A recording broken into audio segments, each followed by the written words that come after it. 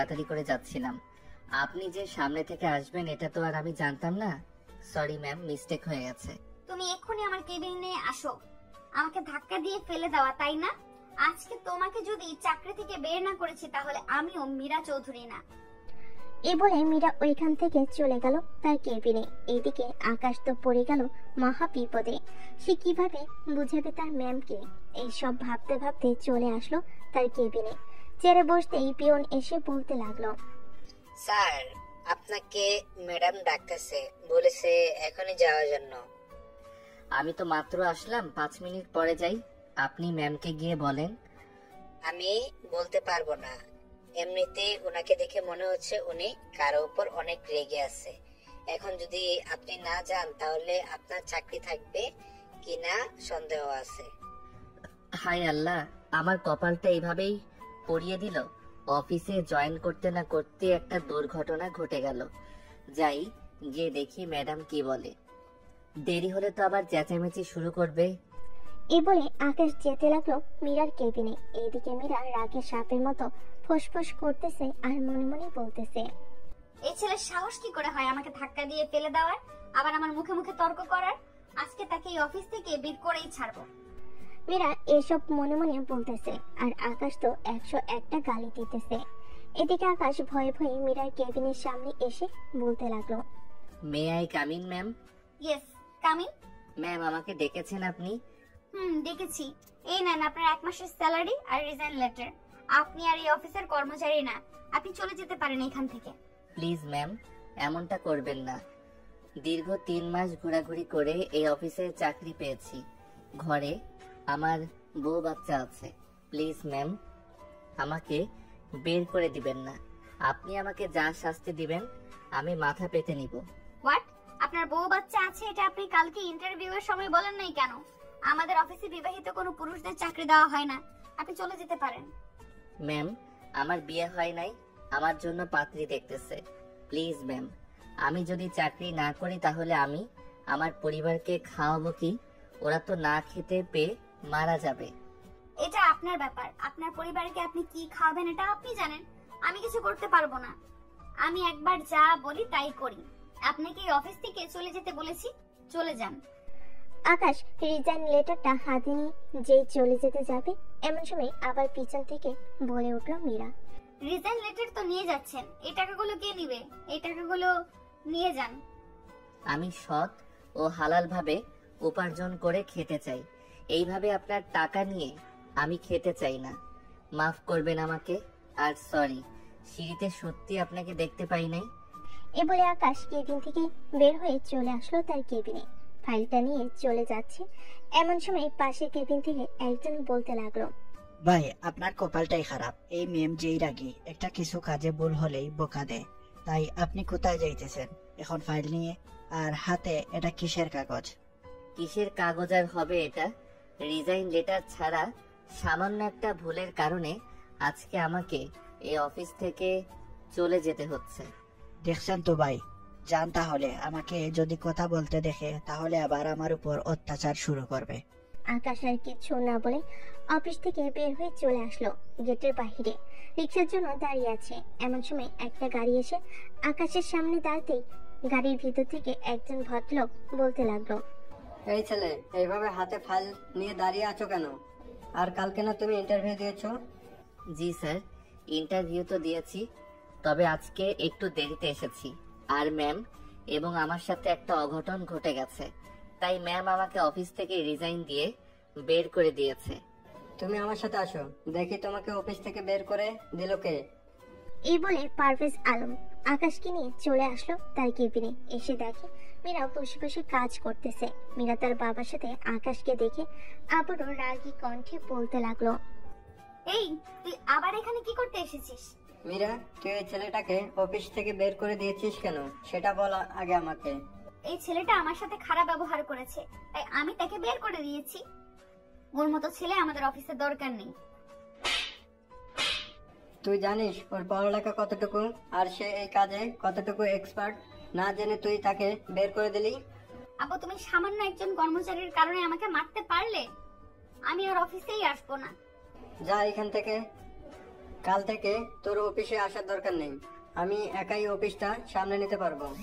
পারভেজের কথা শুনে মীরা ওইখান থেকে চলে গেল। এদিকে আকাশ চুপচাপ দাঁড়িয়ে আছে। আকাশকে বসতে বলে পারভেজ আলমও বসে পড়লো চেয়ারে আর বলতে লাগলো, আকাশ, তুমি মীরার কথায় রাগ করো না, আসলে মেয়েটা একটু বেশি রাগী, তো তাই সে কখন কি করে বসে সে নিজেও জানে না। তুমি তোমার কেবিনে যাও, আমি একটু রেস্ট করে আসতেছি, পরে নতুন প্রজেক্ট নিয়ে কথা বলবো তোমার সাথে। ঠিক আছে স্যার, যাই তাহলে আমি এখন।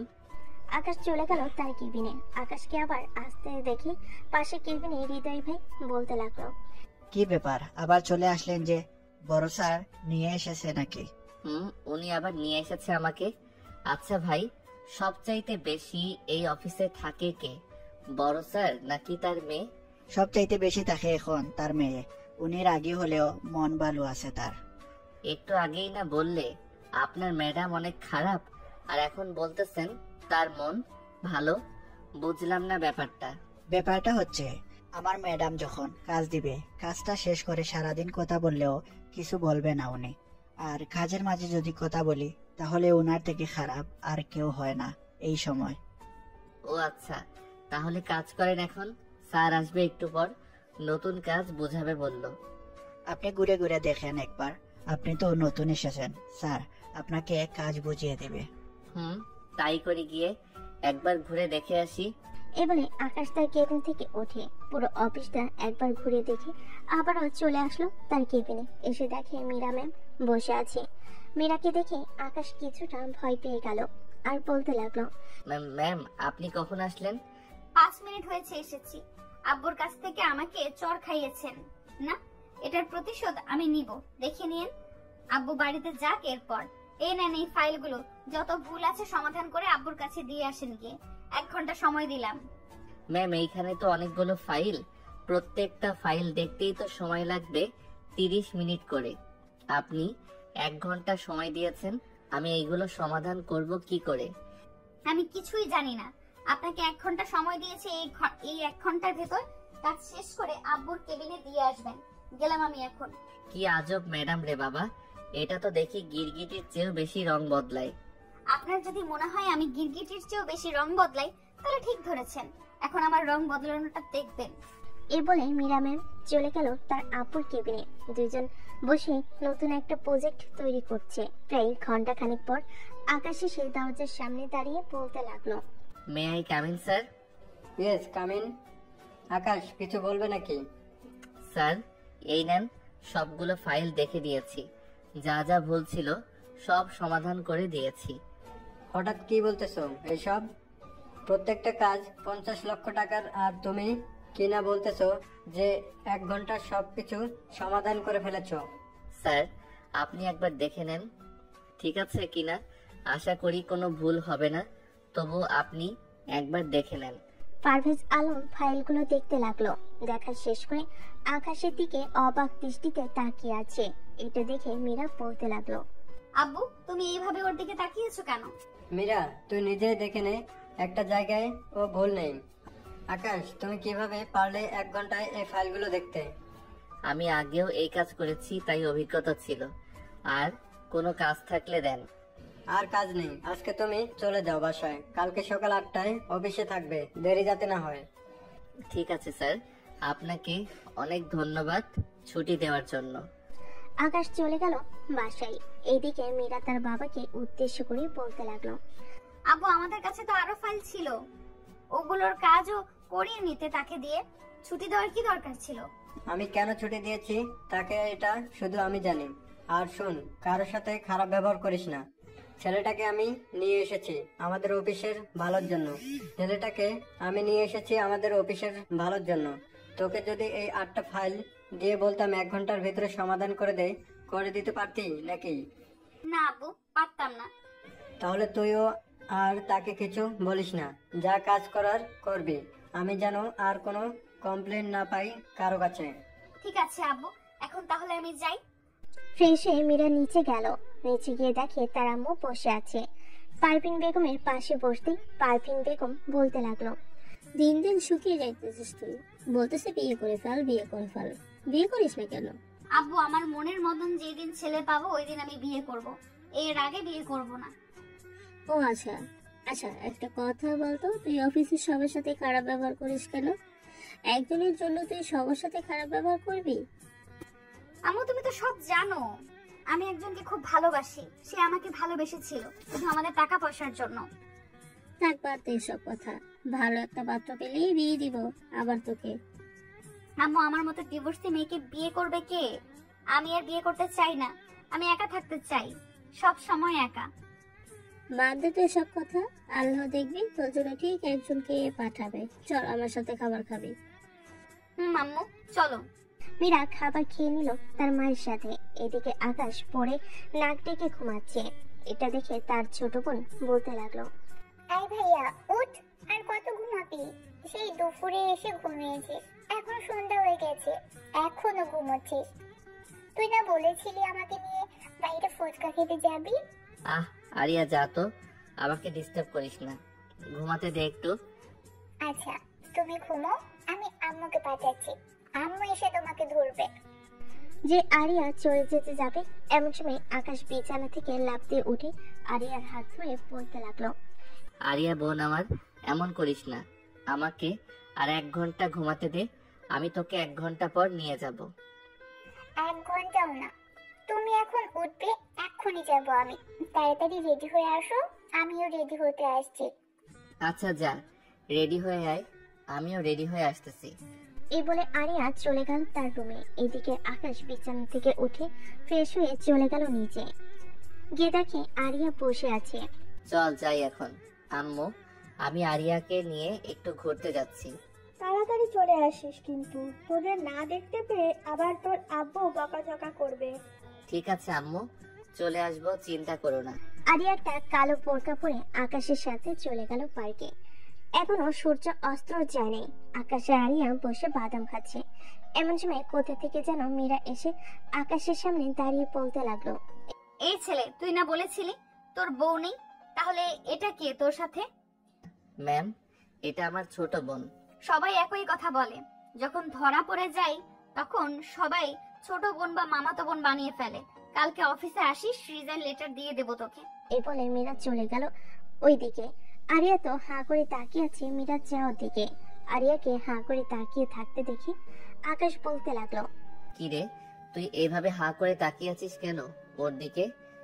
ভাবতেছি একটা জিনিস। তুই আবার কি ভাবতেছিস? কোনোভাবে ওই মেয়েটা আবার তোমার প্রেমে পড়ে যায় নাই তো? হঠাৎ করে সামনে এসে এভাবে রিয়াক্ট করা, আবার মুচকি হাসি দেওয়া, কুছ তো গড়বড় হ্যাঁ। আরে তুই যা ভাবতেছিস এসব কিছুই না। এই মেয়েটা হয়তো মানসিক রোগী, শুধু শুধু অফিসের সবার উপর চিৎকার চেঁচামেচি করে। বুঝতে পেরেছি, এখন চলো ফুচকা খাবো। চলো। আকাশ আরিয়াকে নিয়ে চলে আসলো ফুচকার দোকানে। দুজন ফুচকা খেয়ে বিল দিয়ে চলে গেল বাসায়। এদিকে মীরার বাসায় আসতেই তার আব্বুকে উদ্দেশ্য করে বলতে লাগলো, আব্বু তুমি না বলেছিলে আমাদের অফিসে কোনো বিবাহিত ছেলে কাজ করে না? তো কি হয়েছে? তাহলে আকাশকে কেন কাজ দিয়েছো? একটু আগে দেখে আসলাম সে একটা মেয়ের হাত ধরে পার্কে ঘুরোঘুরি করতেছে।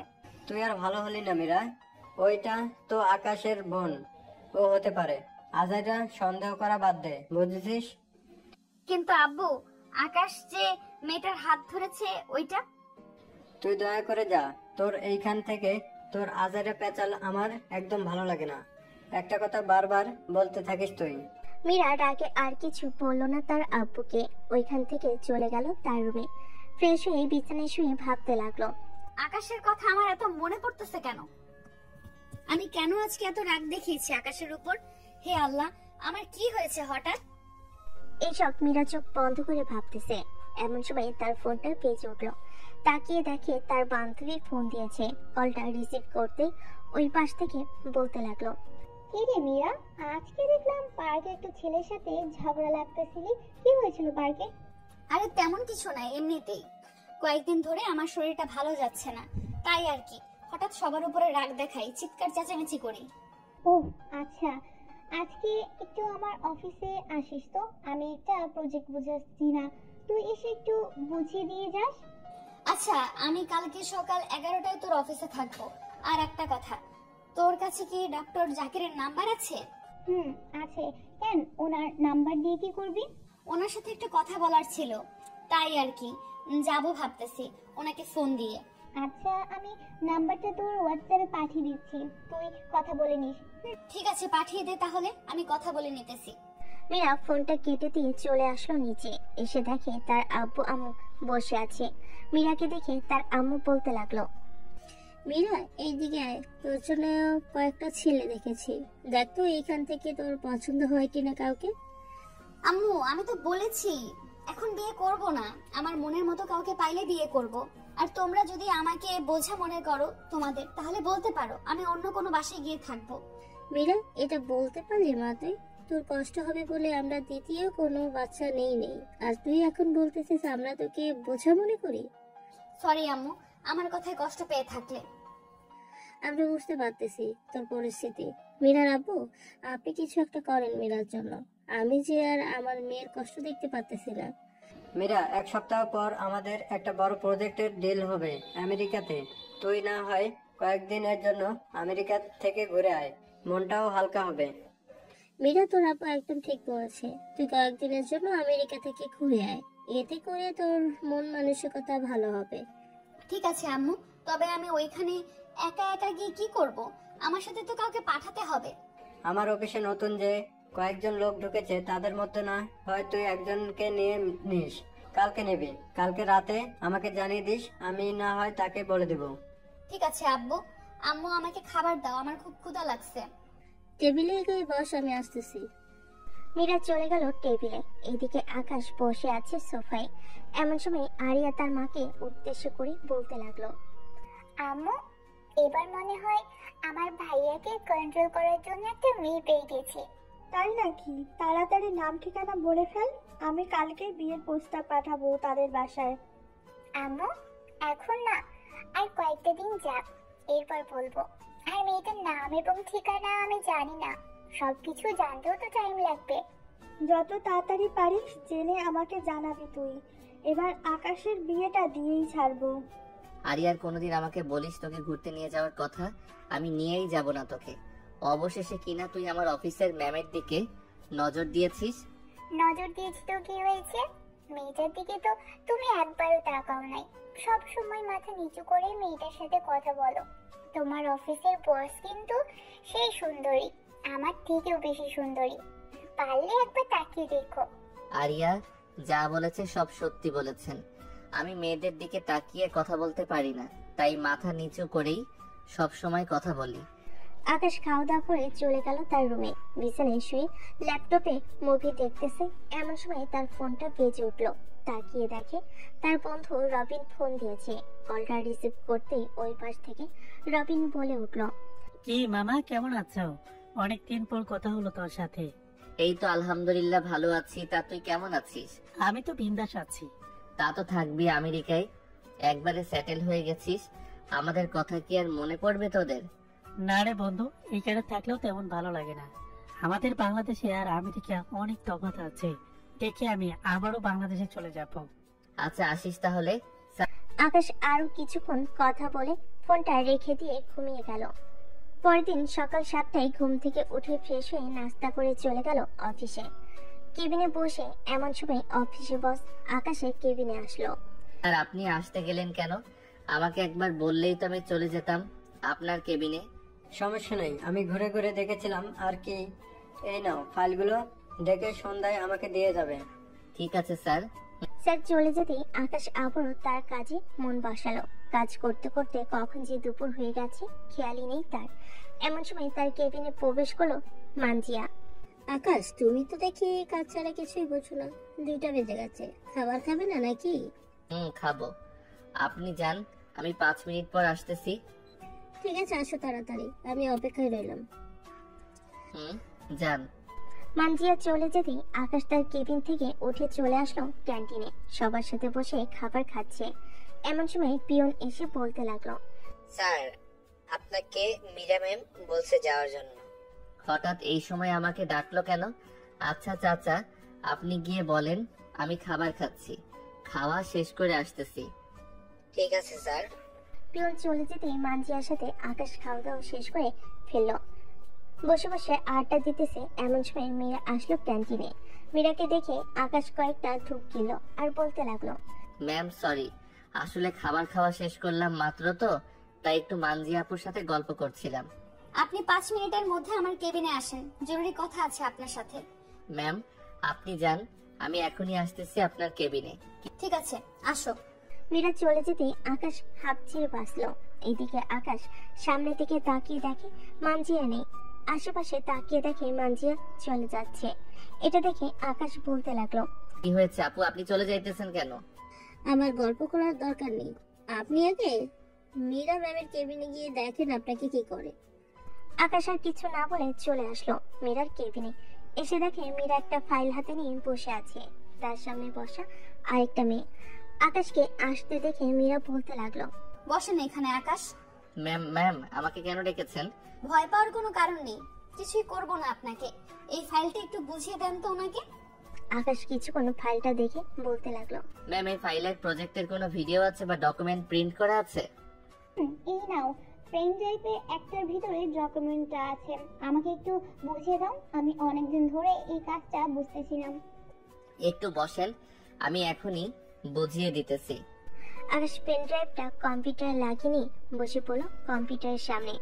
কিছুক্ষণ দেখার পর কম্পিউটারটা তাদের দিকে ঘুরিয়ে দিয়ে বলতে লাগলো, ম্যাম এই প্রজেক্টটা হচ্ছে উল্টো করে দিয়েছে।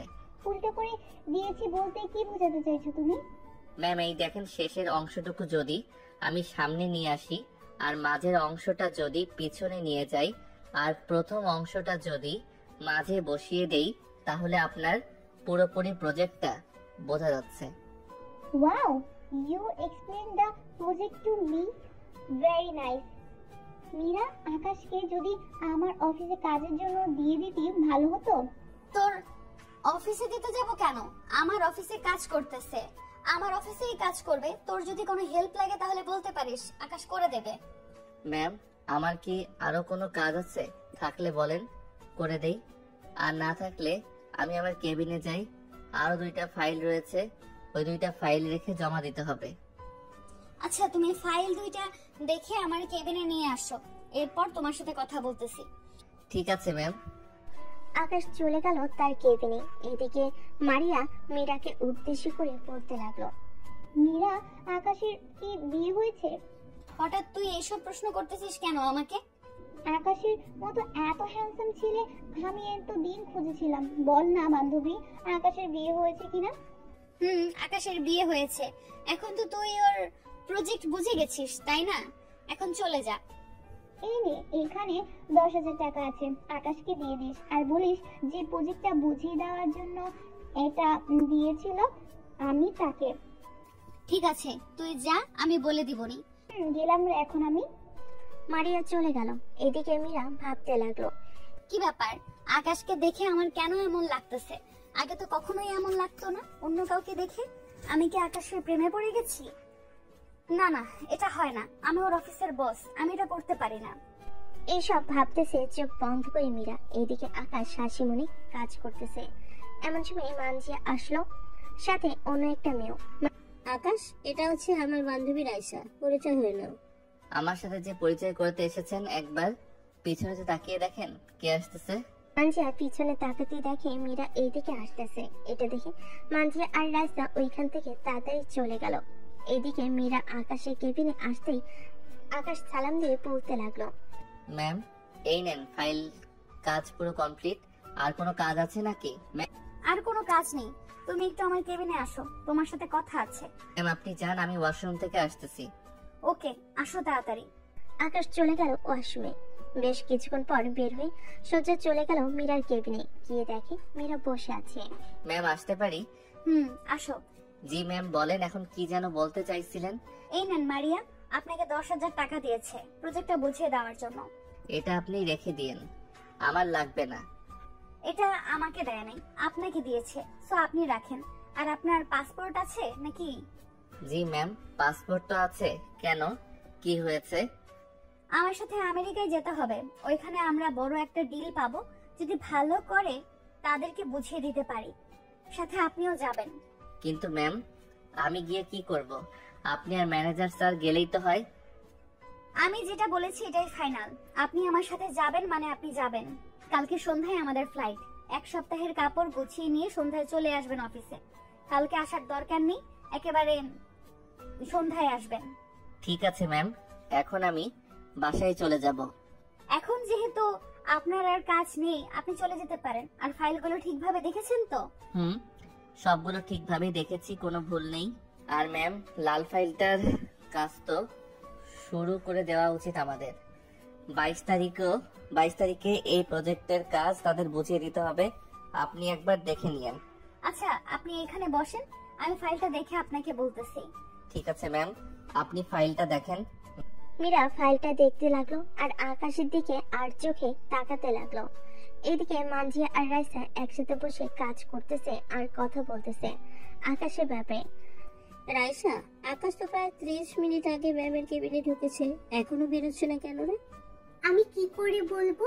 আর এখান থেকে তো কিছুই দেখা যায় না ম্যামের কেবিনে কি হচ্ছে কি না হচ্ছে। আমি একবার যাবো নাকি দেখার জন্য? দরকার নেই, চুপচাপ বসে কাজ কর, পরে না হয় যাওয়া যাবে। দুইজন কাজ করতে লাগলো আর টুকটাক কথা বলতে লাগলো। এদিকে মীরা ফাইলটা দেখা শেষ হতেই বলতে লাগলো, আচ্ছা আকাশ চৌধুরী, আমাদের এইখানে তো 145টা মেশিন আছে। আমরা যদি সবগুলোতে কাজে লাগিয়ে দেই তাহলে কয়দিনের মধ্যে কাজটা কমপ্লিট হবে? ম্যাম, আশা করি 2 দিনের মধ্যে কমপ্লিট হয়ে যাবে। তবে সবগুলোতে না দিয়ে 20টা মেশিনে মালগুলো কাজে লাগিয়ে দিলে আশা করি 22 তারিখের মধ্যে কাজ শেষ হয়ে যাবে। তাহলে তো আজকেই কাজে লাগিয়ে দেওয়া উচিত। আপনি একটু দেখে সবগুলো মেশিনের মালগুলো বলে যাবেন কাজে লাগিয়ে দিতে। ঠিক আছে ম্যাম, আর কোনো কাজ আছে নাকি? না, আর কোনো কাজ নেই, পরে আপনি চলে গেলেই হবে। তবে এখন কথা হচ্ছে, আপনি কথা বললে মাথা নিচু করে কথা বলেন কেন? মানজিয়া রাইসার সাথে যখন কথা বলেন তখন তো তাদের দিকে তাকিয়ে তাকিয়ে কথা বলেন। আমি কি দেখতে খারাপ নাকি যে আমার দিকে তাকাতে আপনার কষ্ট হয়? তা নয় ম্যাম, আসলে আপনাকে দেখলে আমার ভয়ে হৃৎপিণ্ডটা ধুকধুক শব্দ করে কখন জানি বেরিয়ে যায়। আপনি মজা করতে পারেন ভালো। আচ্ছা এখন আপনি যান, কালকে 6টার মধ্যে অফিসে থাকবেন। ঠিক আছে ম্যাম। আকাশ চলে আসলো মীরার কেবিন থেকে বাহিরে। 30টা মেশিন সিলেক্ট করে যারা কাজ করে ওই মেশিনগুলো চালায়। তাদেরকে সব বলে দিয়ে আকাশ চলে যায় অফিস থেকে। সন্ধ্যায় বসে আছে আকাশ তার রুমে। এমন সময় আরিয়া আসলো আকাশের রুমে। এসে দেখে আকাশ কানে হেডফোন লাগিয়ে গান শুনতেছে।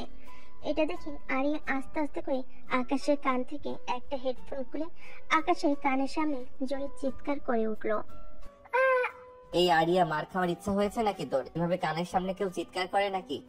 চিৎকার করবো না তো কি করবো? তোমাকে কয়টা ডাক দিয়েছি, একটা ডাকেরও উত্তর দাও নাই, তাই এটা তোমার শাস্তি। কেন ডেকেছিস সেটা বল এখন। আমার 10,000 টাকা লাগবে। তুই এত টাকা দিয়ে কি করবি? একটা পিচ্চি মানুষের নাকি 10,000 টাকা লাগবে? আমি হয়তো আমার জন্মের পরে এত টাকা একসাথে খরচ করি নাই। আমার একটা বান্ধবীর বার্থডে, তাকে একটা জিনিস গিফট করব। জিনিসটার দাম 7,690 টাকা, আর বাকি টাকা দিয়ে আমি একটা ড্রেস কিনবো। ও আচ্ছা, এই কথা। আমার মানি ব্যাগটা নিয়ে আয় টেবিলের উপর থেকে। এই নাও তোমার মানি ব্যাগ। আকাশ তার মানি ব্যাগ থেকে 10,000 টাকা বের করে দিল আরিয়ার হাতে। যে টাকাটা মারিয়া দিয়েছিল তাকে ওইটাই। টাকা নিয়ে যে আরিয়া চলে যেতে যাবে এমন সময় খেয়াল করলো তার ভাইয়ের মানি ব্যাগে 200 টাকা শুধু একটা নোট। এটা দেখে আরিয়া 10,000 টাকা থেকে 1,000 টাকা আকাশের হাতে গুজে দিয়ে বলল, এই নাও, এইটা তুমি খরচ করবে, আমি এই 9,000 টাকা দিয়েই নামিয়ে দিব। বান্ধবীকে না হয় গিফট দিয়ে আমার জন্য একটু কম দামে একটা জামা কিনে নেব। পাগলি বোন আমার, এটা রাখ। আর এই যে আমার কাছে আরো 2,000 টাকা আছে, আমার লাগলে আমি ওইখান থেকে খরচ করব। আরিয়া একটা হাসি দিয়ে টাকাটা নিয়ে চলে গেল তার রুমে। এদিকে আকাশ গান শোনার আবার মনোযোগ দিল। আকাশের ফোনটা যে বাজতেছে এটা খেয়াল নেই। বেশ কিছুক্ষণ গান শোনার পর গানটা বন্ধ করতে যাবে এমন সময় দেখতে পেল অচেনা নাম্বার থেকে প্রায় 30+ মিসড কল। এটা থেকে আকাশ তাড়াতাড়ি গানটা বন্ধ করে ওই নাম্বারে ফোন দিল। একবার রিং হতেই ওই পাশ থেকে ফোনটা রিসিভ করে বলতে লাগলো, আসসালামু আলাইকুম, আমি কি আকাশ চৌধুরীর সাথে কথা বলতেছি? ওয়ালাইকুম আসসালাম। জি, আমি আকাশ চৌধুরী। আপনি কার কাছে ফোন দিয়েছেন? আমি আপনার কাছেই ফোন দিয়েছি। আমি আপনার অফিসের বস মীরা। ও আচ্ছা, মীরা ম্যাম, আপনি তা বলেন কেন ফোন দিয়েছেন? কালকে সন্ধ্যা 6টায় না, সকাল 10টায় রেডি হয়ে চলে আসবেন। আমাদের ফ্লাইট 1টায়। 10টার সময় আমাদেরকে বিমানবন্দরে থাকতে হবে। ঠিক আছে ম্যাম, আমি ঠিক টাইমে চলে যাব। রাখলাম তাহলে এখন। রাখেন। আকাশ ফোনটা রেখে চলে আসলো নিচে। এসে দেখে তার আম্মু আব্বু বসে আছে, সাথে আরিয়াও। তাদেরকে দেখে আকাশ বলতে লাগলো, আম্মু আব্বু, আমি কালকে আমেরিকা যাচ্ছি 7 দিনের জন্য অফিসের কাজে। ও আচ্ছা, সাবধানে যাস। আর তোর মামা তো ওইখানেই থাকে, আসার সময় না হয় তোর মামার সাথে দেখা করে আসিস। ঠিক আছে আম্মু, দেখা করে আসবো নে। এখন আমাকে খাবার দাও, সকালে তাড়াতাড়ি উঠে আবার যাইতে হবে। আকাশের আব্বু, তোমরাও চলে এসো, খাবার দিয়ে দেই। আরিয়া, তুইও আয়। আকাশ খাবার টেবিলে বসে পড়লো। খাওয়া দাওয়া শেষ করে আকাশ চলে আসলো তার রুমে। তার ড্রেসগুলো একটা ব্যাগের ভিতর ভরে নিল। সবকিছু গুছিয়ে আকাশ শুয়ে পড়লো। কখন যে ঘুমিয়ে গেছে সে নিজেও জানে না। পরের দিন সকাল 7টা। আরিয়া এসে আকাশকে ডাকতে লাগলো, এই ভাইয়া উঠ, সকাল হয়েছে তো, আর কত ঘুমাবি? কয়টা বাজে আরিয়া? এই তো 7:40 বাজে। তাড়াতাড়ি উঠো, তুমি না আবার আমেরিকা যাবে 10টার সময়। তুই যা, আমি উঠতেছি। আরিয়া চলে যেতেই আকাশও বিছানা থেকে উঠে ফ্রেশ হয়ে একেবারে রেডি হয়ে গেল। ব্যাগটা নিয়ে চলে আসলো নিচে। খাবার টেবিলে বসতেই আরিয়া বলতে লাগলো, ভাইয়া, আমেরিকা থেকে আসার সময় আমার জন্য কিন্তু কিছু নিয়ে আসবে। না নিয়ে আসলে আমি রাগ করবো অনেক। আচ্ছা, আমি নিয়ে আসবো নে, রাগ করিস না, পড়ালেখা ঠিক মতো করিস, সামনে কিন্তু তোর পরীক্ষা। ভাইয়া।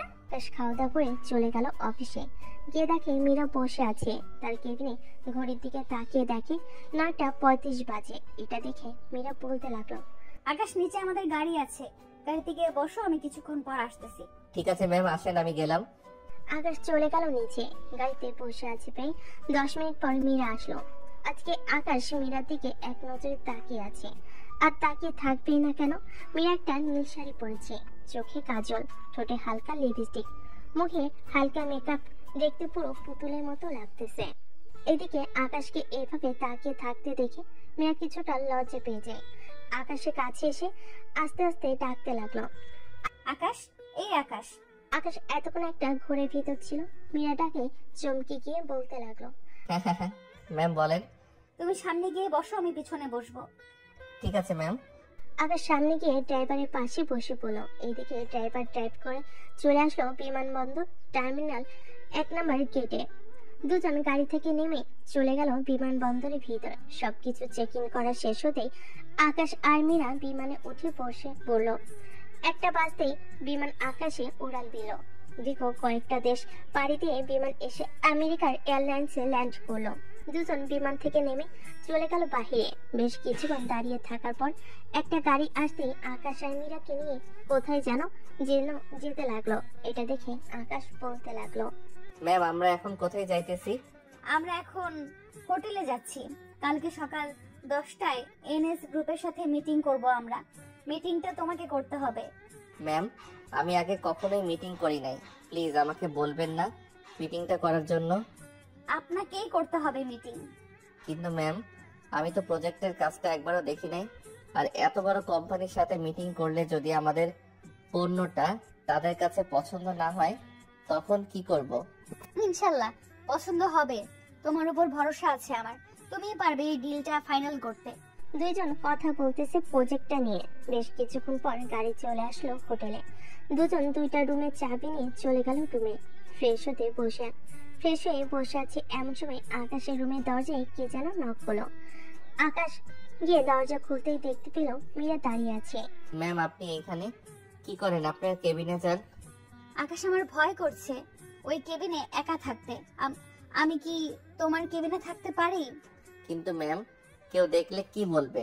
আর আমাদের পরিচয় জিজ্ঞেস করলেই বা কি বলবো তাদের? ওইটা আমি দেখে নেব, প্লিজ আমাকে তোমার কেবিনে থাকতে দাও। ঠিক আছে ম্যাম, আসেন। মীরা আকাশের রুমে ঢুকে পড়লো। বিছানায় শুয়ে পড়তে মীরার ঘুম চলে আসলো। এদিকে আকাশ কোথায় ঘুমাবে বুঝতে পারছে না। সোফাটাও অনেক ছোট্ট। আকাশ একবার মীরার দিকে তাকিয়ে দেখে মীরা শাড়ি পরে ঘুমিয়ে আছে। মীরা পেট থেকে শাড়ির আঁচলটা সরে যেতে নাভিটা স্পষ্ট দেখা যাচ্ছে। আকাশ এটা দেখে আস্তে আস্তে এক পা করে সামনের দিকে এগিয়ে যাচ্ছে। হঠাৎ আকাশের ফোনটা বেজে উঠতে আকাশের হুঁশ ফিরে আসলো। ফোনটা হাতে নিয়ে দেখে তার বস ফোন দিয়েছে। ফোনটা রিসিভ করতে ওই পাশ থেকে পারভেজ বলতে লাগলো, হ্যালো আকাশ, তোমরা ভালোভাবে পৌঁছে গেছো তো ওইখানে? জি স্যার, আমরা ভালোভাবে পৌঁছে গেছি। স্যার আপনাকে সকালে ফোন দিব, খুব ক্লান্ত লাগতেছে। ঠিক আছে, এখন তাহলে ঘুমাও তুমি। আকাশ ফোনটা কেটে দিয়ে সোফায় কোনো রকম শুয়ে পড়লো। পরদিন সকালে হোটেল বয়ের ডাকে ঘুম ভাঙলো আকাশের। আকাশ পিছনে তাকাতেই দেখতে পেল মীরা নেই। আকাশ কিছুটা ভয় পেয়ে গেল। পুরো রুম খুঁজে ফেলেছে কিন্তু মীরাকে খুঁজে পাচ্ছে না। তাই আকাশ তাড়াতাড়ি করে মীরার কেবিনে চলে গেল। কলিং বেল দিতে মীরা এসে দরজা খুলে দিল। মীরাকে দেখে আকাশের প্রাণ ফিরে এলো আবার। কি হয়েছে আকাশ, তুমি এত শীতের মধ্যেও ঘামতেছো কেন? এমনি, আপনি ফ্রেশ হয়ে নেন, আমিও ফ্রেশ হয়ে আসতেছি। আসো। আকাশ তার রুমে গিয়ে ফ্রেশ হয়ে রেডি হয়ে ফোনটা পকেটে করে নিয়ে চলে আসলো মীরার কেবিনে। এদিকে মীরাও ফ্রেশ হয়ে ফাইলটা নিয়ে আকাশকে নিয়ে চলে আসলো একটা কফি শপে। দুজন বসে আছে বেশ কিছুক্ষণ পর দুজন লোক আসলো। মীরা তাদের সাথে আকাশকে পরিচয় করিয়ে দিল আর বলতে লাগলো, Sir, our office presenter is Akash Chaudhary. He will finalize the deal with you. Akash, explain our project to them. My name is Akash. I am explaining the project to you on behalf of ma'am from Mira Group of Companies. তাদেরকে প্রজেক্টটা বুঝিয়ে দিল। 30 মিনিটের মধ্যে বুঝিয়ে দেওয়া শেষ হতেই তারা বলতে লাগলো, We really liked your project. The deal is final.